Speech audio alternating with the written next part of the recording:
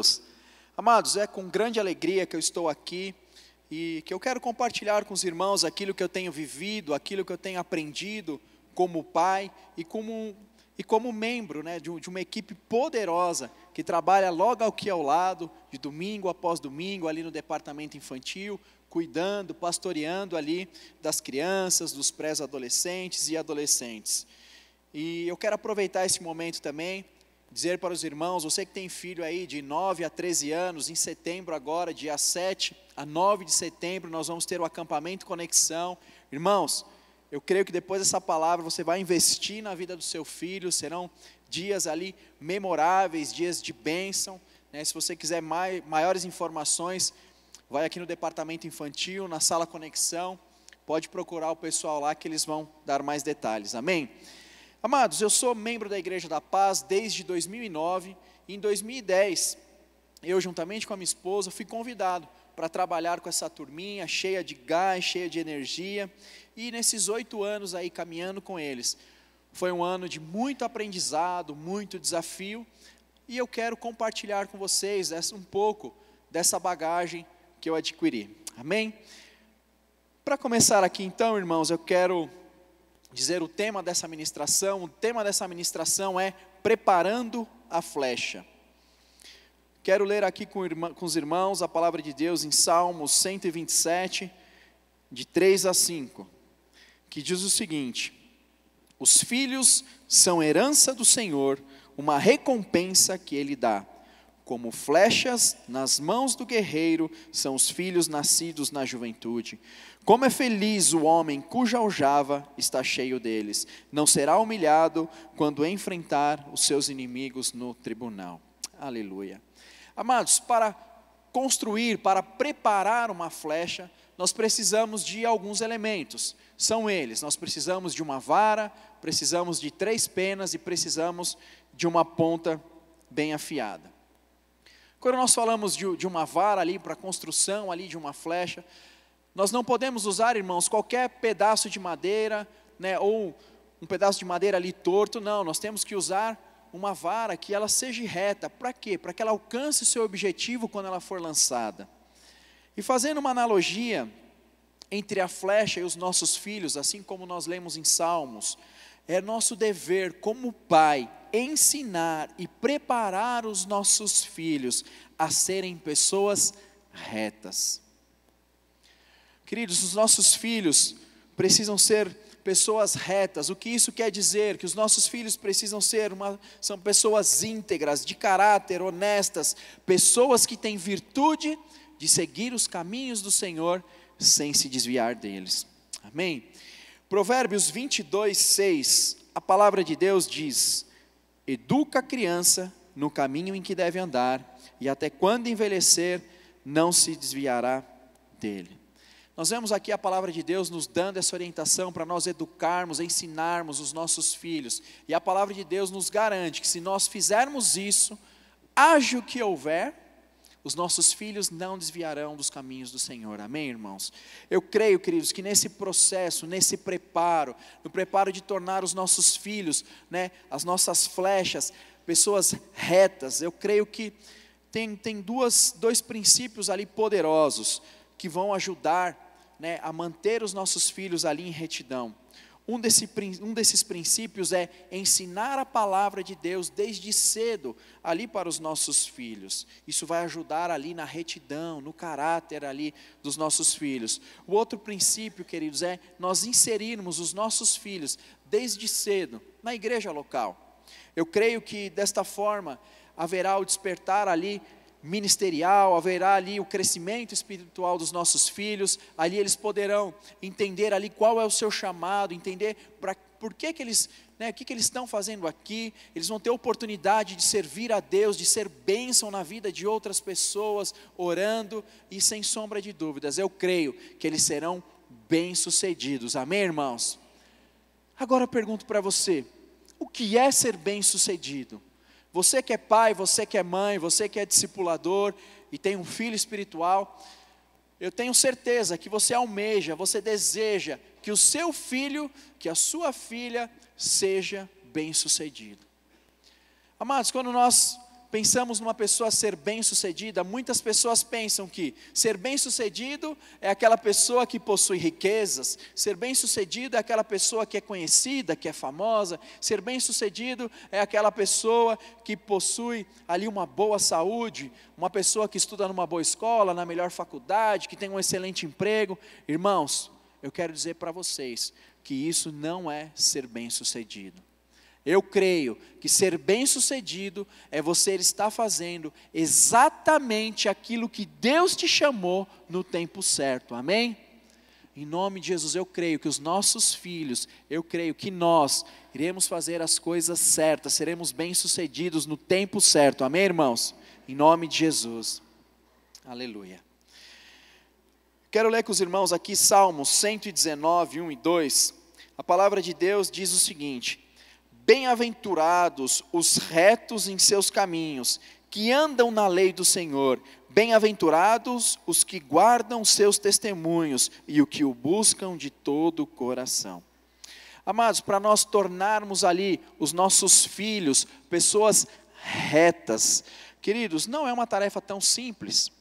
Requer muito investimento de tempo, requer dedicação, requer renúncia muitas vezes, requer persistência, requer muito jejum e muita oração. Amém, irmãos? Eu não sei vocês, mas no meu caso eu tenho certeza que eu contribuí para que os calos nos joelhos da minha mãe aumentassem.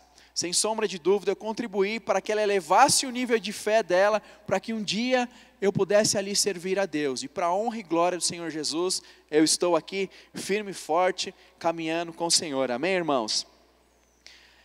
Amados, pensando na flecha, antes de nós lançarmos a flecha, pensando ali nos nossos filhos, né, antes de lançarmos os nossos filhos, nós vemos que a flecha, ela passa um tempo na aljava do guerreiro. Ela passa um tempo ali sendo carregada ali pelo arqueiro.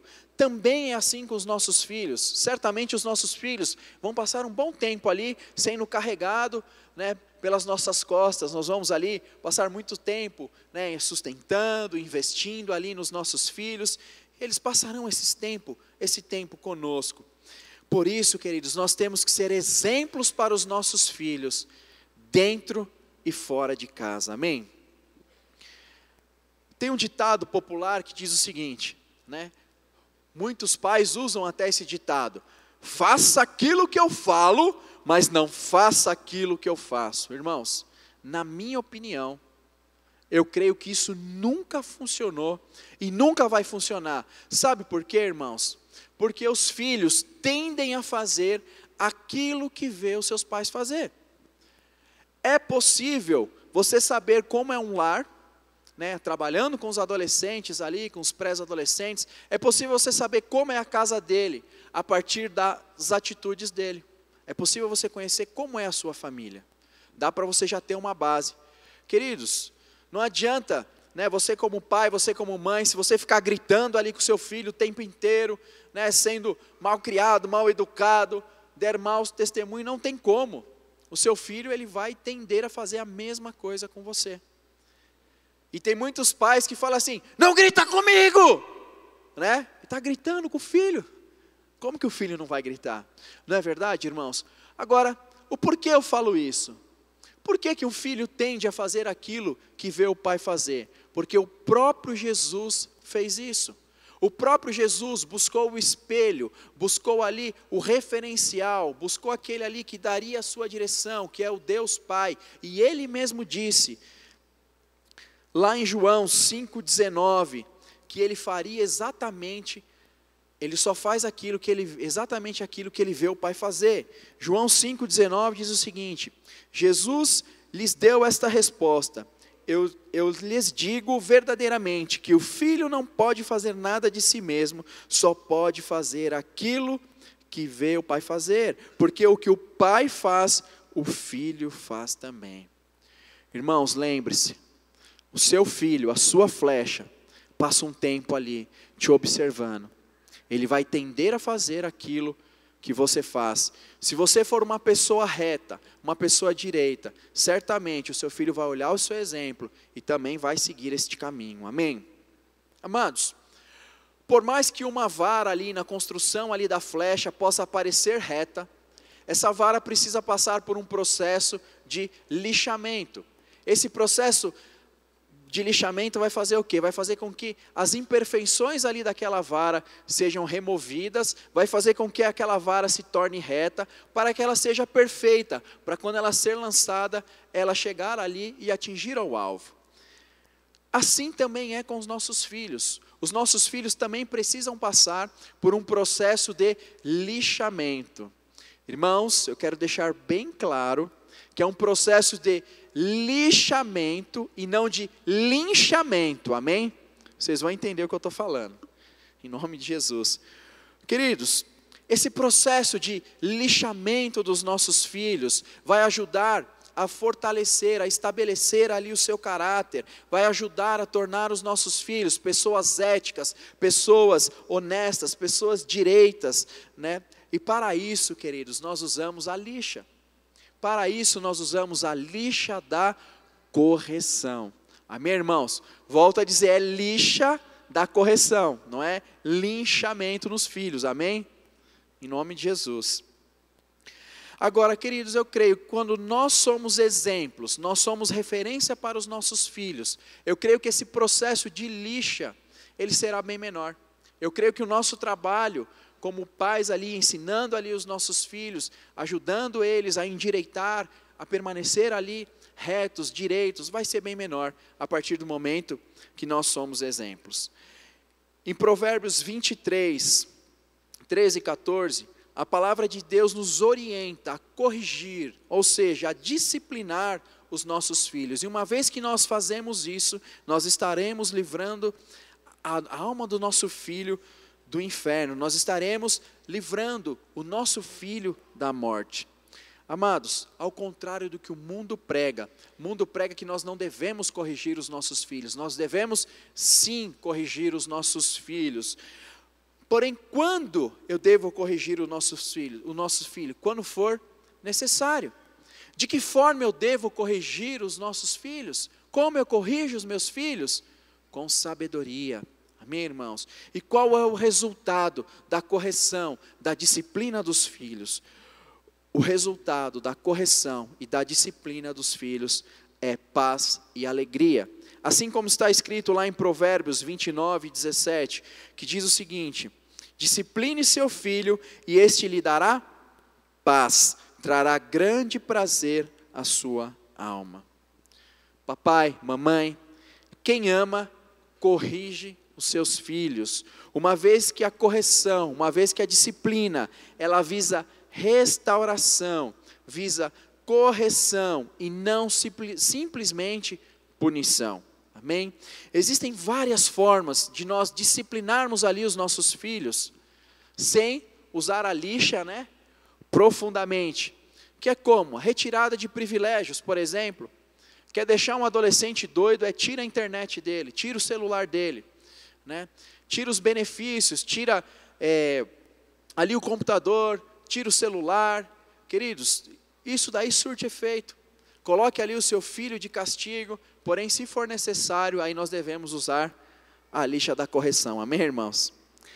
Amados, um ponto que eu entendo que é fundamental na correção dos filhos é a concordância, a cumplicidade e a fidelidade dos pais em relação à correção aos filhos. Queridos, eu tenho adotado esse princípio no meu lar, na minha casa. Eu tenho 2 filhas, tenho uma que vai fazer 3 anos agora em agosto, a minha outra filha está com 8 meses, eu e minha esposa nós aplicamos esse princípio de concordância, de cumplicidade e fidelidade na correção das nossas filhas. Eu quero exemplificar aqui para vocês como isso funciona na prática, algo que nós vivemos essa semana. Eu estava na minha sala essa semana, brincando ali com as minhas filhas, estava com a menorzinha no colo, a outra brincando no chão. Minha esposa estava na cozinha ali, preparando o jantar. Eis que eu peguei um brinquedo ali da minha filha, comecei a brincar, e a minha filha mais velha, a Ana, falou: papai, eu quero. Eu falei: você quer o quê, filha? Eu quero brinquedinho, me dá. Eu falei: filha, não é assim que perde as coisas. né? Você tem que usar aquela palavrinha mágica, sabe, filha? Por favor, né? Papai, me dá. Filha, eu não vou te dar enquanto você não pedir com educação. Me dá, me dá, me dá. Não vou dar, filha. Começou a chorar. Eu quero, me dá, me dá. Falei, filha, enquanto você não pedir com educação, papai não vai te dar o brinquedo. E outra coisa, eu já disse para você, filha, chorando, você não vai conseguir nada nessa vida. Pare de chorar e peça.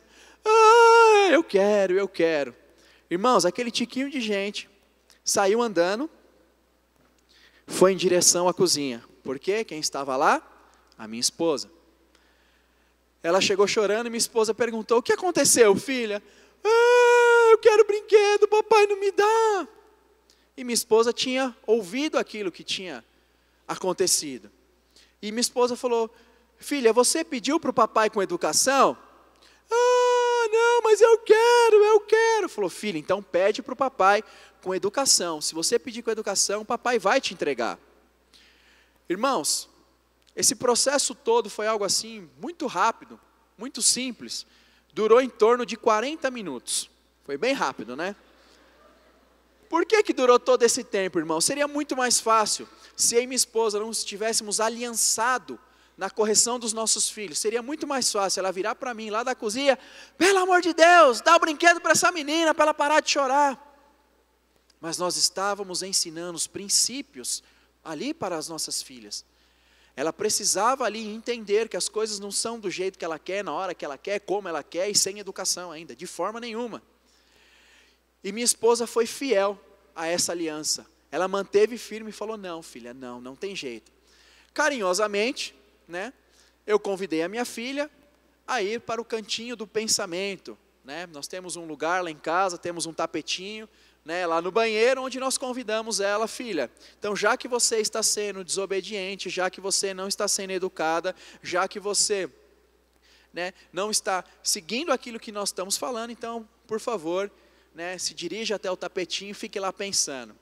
Irmãos, algo que eu acho até engraçado, parece que quem está de castigo sou eu, né? Porque ela passa esse tempo, depois de 30, 40 minutos chorando, ela sabe que não adianta, ela pode chamar a mamãe, pode chamar o papai, não adianta. E aí do nada, ela para de chorar, e ela fala, papai, já pode vir.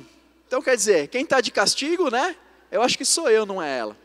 Então, irmãos, eu chego até a minha filha, e eu sempre pergunto para ela, filha, por que você ficou de castigo? Papai, eu fiquei de castigo porque eu estava chorando. Eu falei, não filha, você não ficou de castigo só por conta disso. Você ficou de castigo porque você estava chorando, e porque você não pediu as coisas com educação, e porque você foi desobediente. É por isso que você está de castigo. Você vai fazer isso de novo, filha? Não, papai, então tá bom. Então agora, filha, nós vamos fazer o seguinte, nós vamos orar, nós vamos pedir perdão para o papai do céu, e depois que nós orarmos, você vai pedir perdão para o papai, vai pedir perdão para a mamãe. Irmãos, é assim que nós fazemos. Então eu oro com a minha filha, faço ela pedir perdão ali para o papai do céu, faço ela pedir perdão para mim, faço ela pedir perdão para minha esposa, eu digo para ela o quanto eu a amo, e digo para ela que se ela for obediente, esse tipo de coisa não vai acontecer. E eu explico para ela, filha, o papai te corrige porque o papai te ama. Queridos, quando não há no casal, quando não há entre o papai e a mamãe essa concordância, essa cumplicidade, essa fidelidade, isso abre brecha no casamento e pode gerar conflitos ali no relacionamento do casal. Por quê, queridos? Porque um filho sempre tende a procurar aquele que cede primeiro. Por exemplo, se a minha filha chega para mim e fala assim, papai, eu quero um cachorro, certamente eu vou ser o primeiro. Aí ela, filha, vamos embora, vamos pegar a chave do carro, vamos no pet shop, vamos procurar um cachorro na rua. Agora, se ela for pedir um cachorro para a mãe dela vai falar, pelo amor de Deus, filha, já basta o cachorrão do seu pai aqui, né? Chega de cachorro, já tem um outro puguento lá também, chega, não quero mais cachorro. Agora, se minha filha vem pedir algo para mim, né? Por exemplo, papai, eu quero passear na rua com a minha amiga, né? Claro que eu vou falar não, o papai vai junto, né? Ela tem 3 anos, né? Mas tem coisas que minha esposa tem mais facilidade em ceder. Agora, irmãos, quando nós não estamos aliançados com a esposa, o marido e a esposa, quando nós não estamos em concordância, como eu disse, isso pode gerar um conflito no casamento. Por quê? Porque um acaba tirando a autoridade do outro. Certamente, queridos, nós não teremos resposta para tudo, e nós também não somos obrigados a dar as respostas para os nossos filhos de imediato, logo de cara. Se seu filho pede alguma coisa, que você não sabe ali qual vai ser a posição do seu marido, qual que vai ser a postura da sua esposa, então não responda ali para o seu filho, nem que sim, nem que não.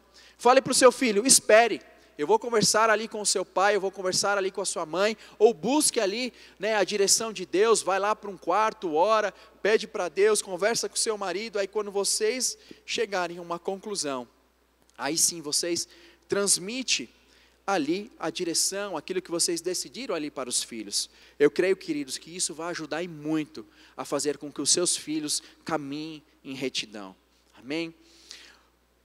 Algo que acontece, um erro muito grave, né, eu creio que isso é pecado, é a omissão da correção dos nossos filhos. Isso é mais comum do que aquilo que a gente imagina. Isso acontece muitas vezes sem que nós percebemos. Por exemplo, né, o filho está lá em casa, o pai está trabalhando, a mãe está preparando lá o almoço, e o filho está aterrorizando. Está fazendo aquela bagunça, pulando no sofá, derrubando as coisas no chão, e a mãe vira e fala para o filho, filho, quando o papai chegar em casa, você vai ver só. Está errado isso, irmãos. Você tem autoridade como mãe, como pai, para corrigir os seus filhos. Não é esperar o papai chegar em casa, porque até ele chegar, irmão, se seu filho começou a fazer uma bagunça 8 horas da manhã, se você for esperar o seu marido chegar em casa, misericórdia, né, ele vai chegar lá, a casa vai estar de perna para o ar.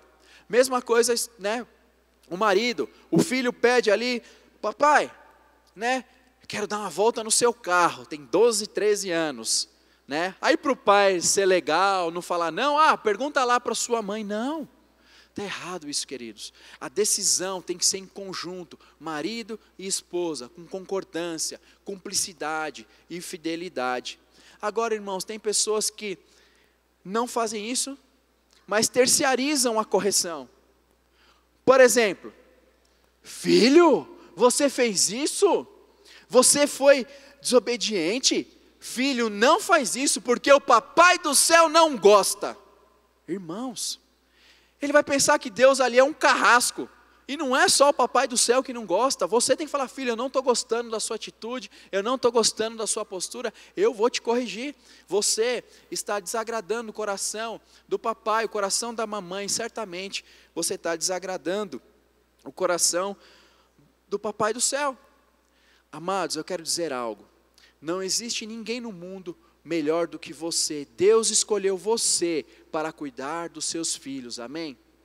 Você é responsável por ajudar o seu filho a se tornar uma pessoa reta, uma pessoa direita, uma pessoa que segue ali os caminhos do Senhor sem se desviar. Amém? Continuando aqui, né, a analogia com a flecha, nós falamos que então, que os nossos filhos ali, vendo eles como flecha, eles precisam ser retos. Amém? Seguindo aqui, essa analogia, na construção ali da nossa flecha, nós precisamos, queridos, de 3 penas. Eu não sabia para que serve a pena na flecha. Eu confesso que eu não sabia. Então, fui estudar um pouco, fui, né, procurar saber, mas que raio que servem essas penas na flecha? Então eu descobri que as penas servem para dar estabilidade à flecha. Ou seja, quando a flecha é lançada, as penas vão fazer com que a flecha se torne estável. E com isso ela conseguirá alcançar ali o seu objetivo. Eu creio, irmãos, que existem as 3 penas que vão dar estabilidade ali para os nossos filhos. E o porquê que eles precisam de estabilidade? Porque a estabilidade traz segurança. E eu creio que as 3 penas ali na construção das nossas flechas ali, dos nossos filhos, a primeira pena é a identidade cristã. Quando nós falamos ali sobre a identidade cristã, eu estou falando em você saber quem você é em Cristo. Ou seja, o que Deus pensa de você, o que Ele sente a seu respeito, o que Ele te chamou para ser. Lembro-me, queridos, quando eu estava fazendo pós-graduação, em uma determinada aula, chegou a professora e pediu para cada aluno falar quem ele era. Aí foi um aluno lá, eu sou coordenador, o outro eu sou gerente, o outro eu sou analista, o outro falou, eu sou feliz, o outro falou, eu sou um cara divertido, o outro falou, eu sou corintiano. Aí chegou a minha vez, né? Eu todo orgulhoso, levantei e falei, eu sou filho de Deus. Aí o cara que estava ali à minha frente falou, cara, você é louco, né? Algumas pessoas deram risada. Realmente, irmãos, eu sou louco, mas eu sou louco por Jesus, amém? Agora, queridos, o porquê disso? O porquê eu falei isso? Porque essa é a minha identidade, esse sou eu sou o filho de Deus. E eu vou declarar isso para todo mundo ouvir, eu sou filho de Deus, eu não me envergonho do Pai que eu tenho, eu não me envergonho daquilo que Ele fez por mim, enviando ali Jesus na cruz. Eu creio, queridos, que isso é importante, porque quando nós temos a nossa identidade em Cristo, quando nós entendemos a nossa identidade, eu creio que isso é importante. Por quê? Porque a nossa ótica, a nossa visão em relação ao mundo muda. Nós passamos a olhar o mundo com olhos de fé, não passamos a olhar o mundo da forma como são as coisas. Nós não olhamos para as circunstâncias, mas nós sabemos que em Deus nós somos mais que vencedores, amém, irmãos? É dessa forma que nós vemos, por isso que é tão importante nós termos a nossa identidade firmada em Cristo. Agora, como pais, nós temos o dever e a obrigação também de ajudar os nossos filhos a estabelecerem a sua identidade em Cristo. E essa responsabilidade, irmãos, essa responsabilidade não é da igreja local, não é do pastor, não é do líder, não é do discipulador. A responsabilidade de imprimir a identidade em Cristo ali é dos pais, amém? Todos esses outros ajudam ali, ratificando a sua identidade em Cristo, amém? Provérbios 18, 21, a palavra de Deus diz o seguinte, a língua tem poder sobre a vida e sobre a morte, os que gostam de usá-la comerão do seu fruto. Amados, infelizmente, muitos pais, aqueles que são pessoas importantes, são pessoas relevantes ali na vida de um filho, na vida da criança, muitas vezes esses pais acabam usando a sua boca, ao invés de abençoar, de trazer maldição ali sobre a vida dos seus filhos, declarando ali palavras de morte. Por exemplo, você é um burro, você não vai dar em nada, você não vale nada, você faz tudo errado. Irmãos, isso é errado. Nós como pais temos que declarar palavras de bênção. Por que nós temos que fazer isso? Porque se nós declararmos o contrário, nós estaremos ferindo ali a sua identidade em Cristo, estaremos distorcendo a identidade em Cristo dos nossos filhos. Por isso que nós temos que declarar palavras de bênção. E nós podemos usar a própria palavra de Deus para declarar isso sobre a vida dos nossos filhos. Por exemplo, se o seu filho está com medo, né, chegou a um determinado ponto, seu filho lá, ai papai, estou com medo, mamãe, estou com medo, o que você vai declarar? O seu filho espiritual, o seu discípulo, olha, eu estou com medo de tal coisa, estou com medo de ficar desempregado. Você vai declarar a palavra de Deus na vida dele. Você vai chegar lá e vai falar, olha, Deuteronômio 31, 6, diz o seguinte, seja forte e corajoso, não tenha medo, não fique apavorado por causa delas, pois o Senhor, o seu Deus, vai com você, nunca o deixará, nunca o abandonará. Não tenha medo, Deus está com você, filho, Deus está com você, filha, Ele não vai te abandonar, vai, segue em frente, amém?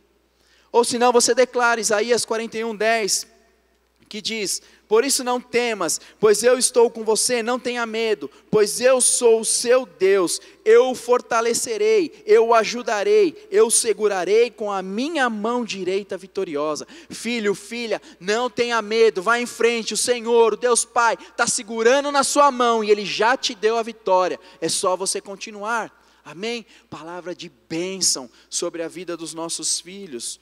Ou, quando seu filho ali espiritual está se sentindo rejeitado, porque ninguém me ama, porque Deus não me ama, você vai declarar Romanos 8, 38 e 39, que diz o seguinte: pois eu estou convencido de que nem a morte, nem a vida, nem os anjos, nem demônios, nem o presente, nem o futuro, nem quaisquer poderes, nem altura, nem profundidade, nem qualquer outra coisa na criação será capaz de nos separar do amor de Deus que está em Cristo, nosso Senhor. Não há nada nesse mundo que vai fazer com que o amor de Deus que está em Cristo afaste você dele. Não há nada. Deus te ama tanto, Deus tem um amor sobrenatural por você.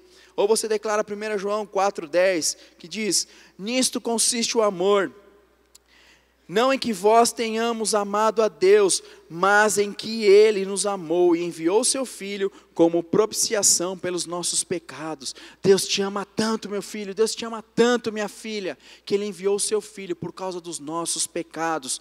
Agora, Ele pode virar para você e falar assim: olha, eu estou me sentindo desvalorizado, eu não tenho valor nenhum. Não, você vai falar: você tem valor sim. João 3,16 diz que Deus amou o mundo de tal maneira que deu seu Filho unigênito para todo aquele que nele crê, não pereça, mas tenha vida eterna. Ou seja, você vale aquilo que foi investido em você, e o que foi investido em você, filho, o que foi investido em você, filha, foi investido o sangue de Jesus, e não tem nada neste mundo que vai pagar o sangue dele. Você pode juntar todas as riquezas, pode juntar tudo aquilo que for mais precioso, nada paga o sangue de Jesus, e você vale aquilo que foi investido, e o que foi investido na sua vida foi o sangue do Cordeiro, amém, irmãos? Então esse é o seu valor, esse é o valor dos nossos filhos, é um valor incalculável, amém? A segunda pena aqui, da nossa flecha, é a submissão e a obediência. Amados, quando nós falamos em submissão, muitas pessoas relacionam submissão à obediência. Entretanto, submissão é algo mais profundo do que a obediência. Hebreus 13:17, a palavra de Deus diz: obedeçam seus líderes e submetam-se à autoridade deles. Eles cuidam de vocês como quem deve prestar contas. Obedeçam-lhes para que o trabalho deles seja uma alegria e não um peso. Pois isso não seria proveitoso para vocês. Aí eu pergunto para os irmãos: é possível nós sermos obedientes e não sermos submissos? Quem acha que nós podemos ser obedientes e insubmissos? Quem acha que não? Se o cara é obediente, ele é submisso. Quem não acha nada, não levantou a mão? Estou brincando. Irmãos, é possível sim. É possível nós sermos obedientes, porém insubmissos. Por exemplo, a mãe chega para o filho e fala: filho, leva o lixo para fora. E o filho está naquele momento ali, crucial da sua vida, um momento de decisão de campeonato, assistindo ali, né, o seu time preferido, e no último minuto tem um pênalti. E ele está ali louco, vibrando ali, para poder assistir aquele pênalti, e a sua mãe fala: filho, vai colocar o lixo para fora. Se você não colocar o lixo para fora, o negócio vai ficar quente, né? Eu vou usar a lixa da correção. E então o filho se levanta, vai lá, leva o lixo para fora, e para piorar as coisas, o time dele acaba errando o pênalti, o time dele perde o campeonato, e ele volta bravo, achando que o cara errou porque ele não estava assistindo. Ele foi obediente? Foi, ele fez o que a mãe mandou. Mas ele foi submisso? Não. Irmãos, Romanos 13, de 1 a 2, a palavra de Deus diz: todos devem sujeitar-se às autoridades governamentais, pois não há autoridade que não venha de Deus. As autoridades que existem foram por eles estabelecidas. Portanto, aquele que se rebela contra a autoridade está se colocando contra o que Deus instituiu. Aqueles que assim procedem trazem condenação sobre si.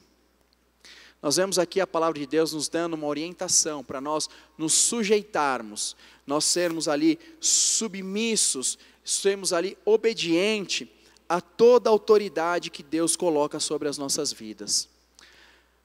Queridos, lembre-se, nós somos exemplos para os nossos filhos. Os nossos filhos estão nos observando. Muitas vezes nós somos obedientes e somos submissos à nossa liderança na igreja, somos obedientes e somos submissos aos nossos discipuladores, à nossa liderança, mas será que nós temos sido submissos e obedientes ao nosso chefe? Será que nós somos submissos e obedientes com o guardinha de trânsito lá que está multando você, né, porque de repente você passou do horário do rodízio?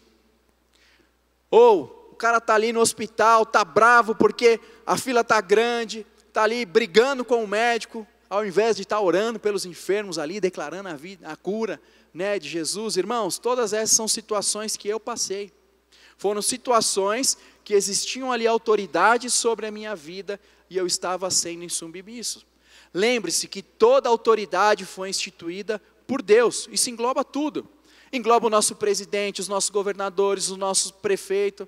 Queridos, eles são autoridades sobre as nossas vidas. Nós devemos ser submissos e devemos sim ser obedientes. Amém, irmãos?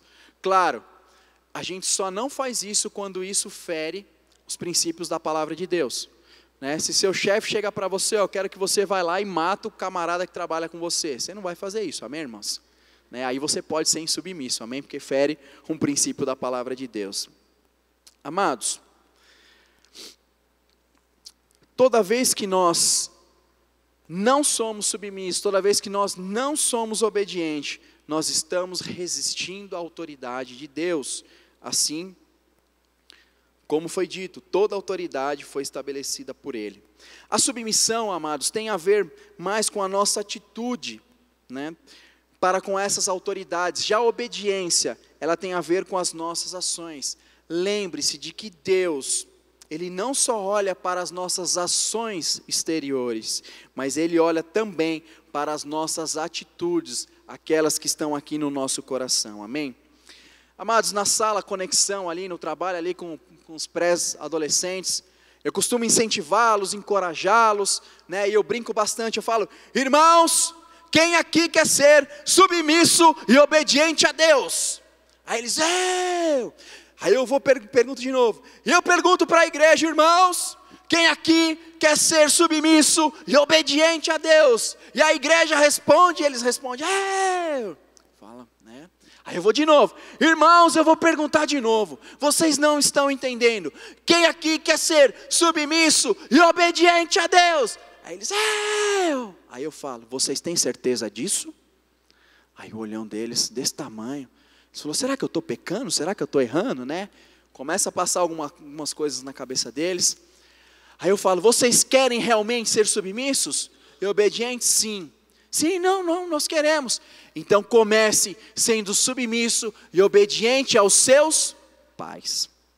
Comece sendo submisso e obediente aos seus professores. Queridos, eu fico impressionado,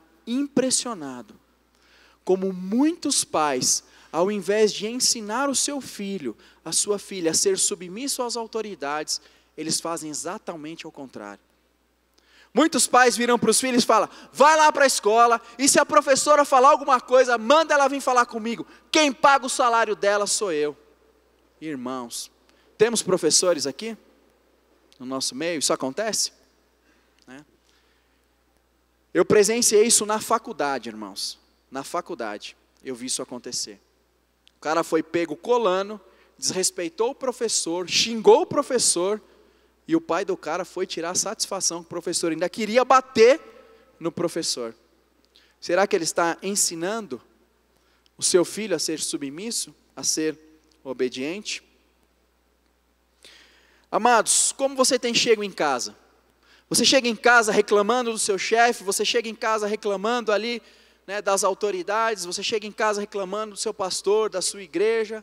Lembre-se, você é referência ali para os seus filhos estão de olho em você, então você tem que ser referência para eles nesse quesito também.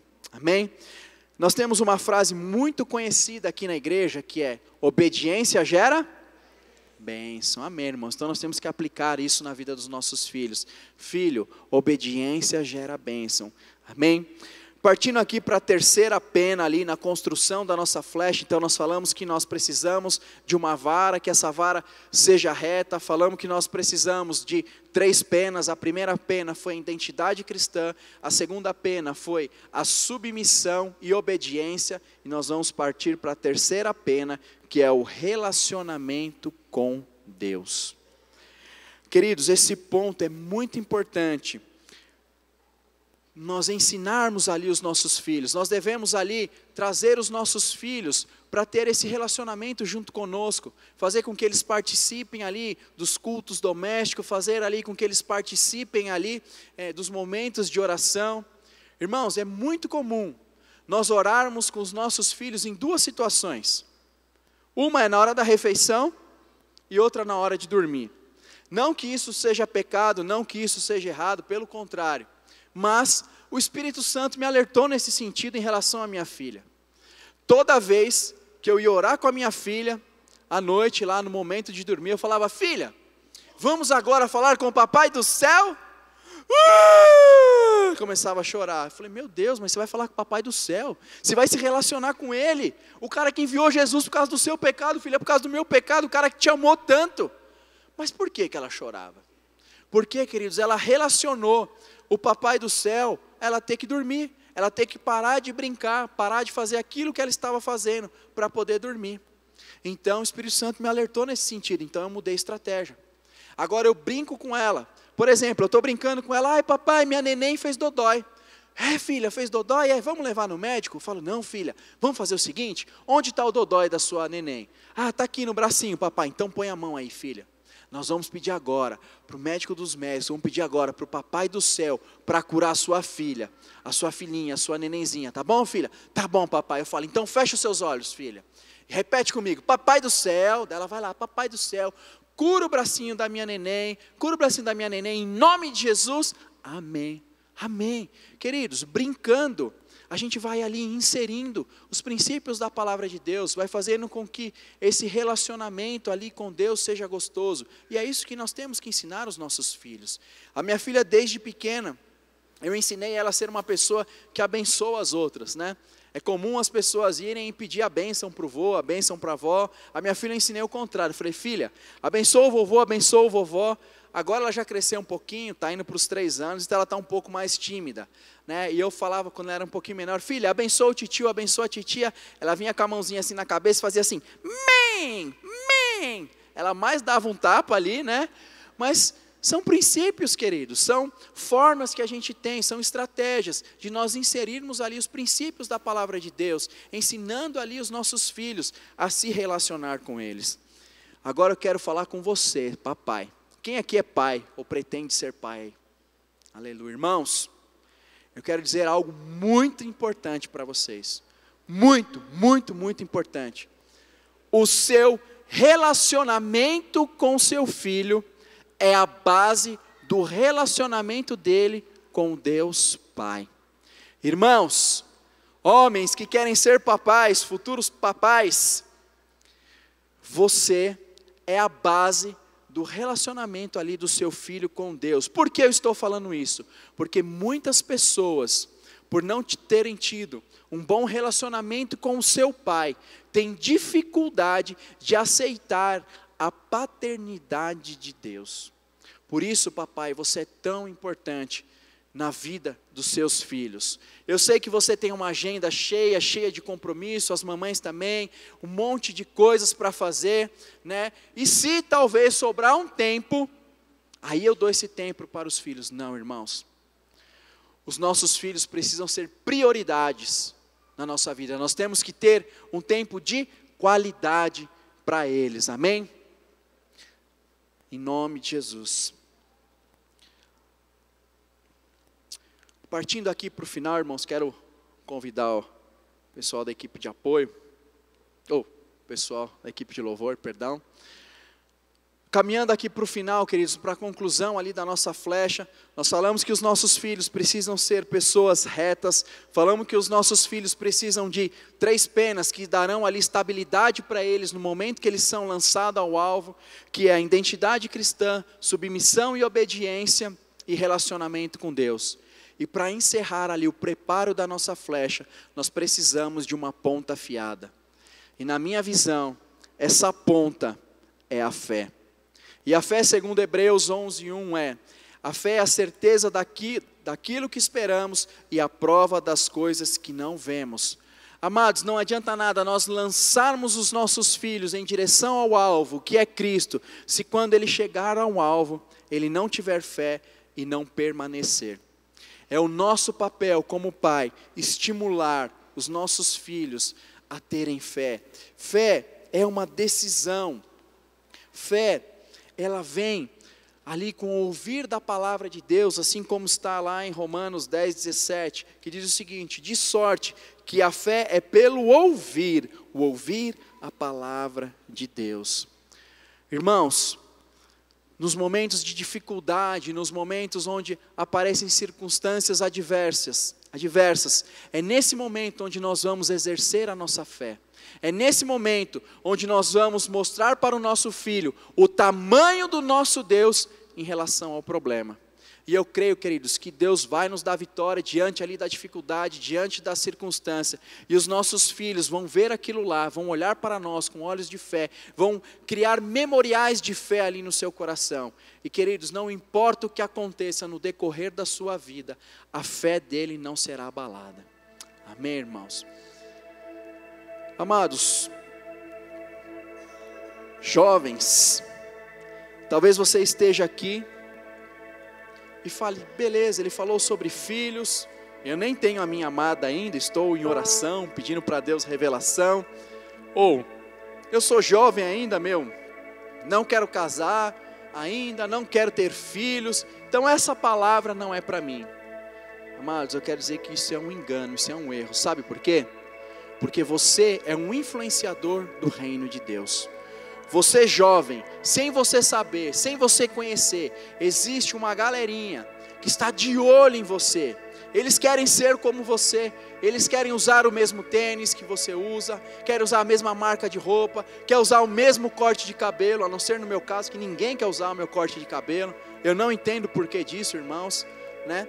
Mas eles querem ser igual a vocês, e é nossa responsabilidade, eu me incluo aí nos jovens pela fé, em nome de Jesus, é nossa responsabilidade ajudar no preparo da próxima geração. Por isso, jovem, você também é tão importante nesse processo de preparo ali da flecha, amém? Agora eu quero falar com vocês, papais, eu convido a igreja a ficar de pé. Você que é pai aqui, você que é mãe, né? Rapidamente eu passei sobre alguns pontos aqui. Eu creio que o Espírito Santo ministrou ali no seu coração. Talvez você precise rever algumas coisas, talvez você tenha falhado em algumas coisas. Queridos, esse é o momento que você vai ter de pedir ali perdão para o Pai, se você tem falhado em algum determinado ponto. Esse é o momento que você vai ter de pedir para o Espírito Santo te capacitar ali para disciplinar, para corrigir ali os seus filhos, para ajudar os seus filhos a se tornarem pessoas retas. Esse vai ser o momento onde você vai ter para agradecer a Deus pelo privilégio que Ele te deu de se tornar pai, amém? Então, enquanto o louvor toca, eu quero te encorajar a você orar pelos seus filhos. Você, marido e esposa, se você tem tomado as decisões sem estar em concordância ali com a sua esposa, sem estar em concordância com o seu marido, se você não tem sido fiel na correção ali dos filhos, que seja um momento onde você possa pedir perdão também ali para a sua esposa, para o seu marido. Esse é o seu momento com Deus, onde eu creio que o Espírito Santo vai falar com vocês, em nome de Jesus, amém?